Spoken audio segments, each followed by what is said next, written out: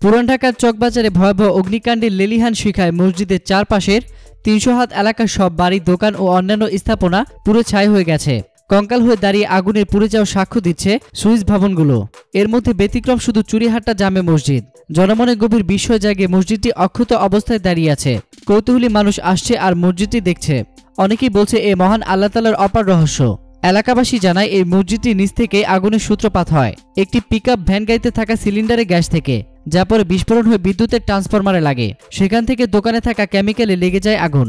মুহূর্তের মধ্যেই তা ছড়িয়ে পড়ে পুরো চকবাজারের এই সরু গলিতে। এরপর শুধু হাহাকার, আর্তনাদ আর লাশ। কিন্তু বিস্ময়কর, চুরিহাট্টা মসজিদে তেমন কোনো সমস্যাই হয়নি। প্রসঙ্গত, রাজশাহী চকবাজার এলাকার নন্দকুমার দত্ত সড়কের চুরিহাট্টা শাহী মসজিদের পেছনে একটি ভবনে গতকাল রাত 10টা 10 মিনিটে আগুন লাগে। রাত 3:30টার দিকে আগুনের ভয়াবহতা কিছুটা কমলেও আবারও বেড়ে যায়। ফায়ার সার্ভিসের 37টি ইউনিট একযোগে কাজ করে গতকাল দিবাগত রাত 3:15টার দিকে আগুন নিয়ন্ত্রণে আনতে সক্ষম হয়। উদ্ধার অভিযান চলে আজ দুপুর 12টা পর্যন্ত।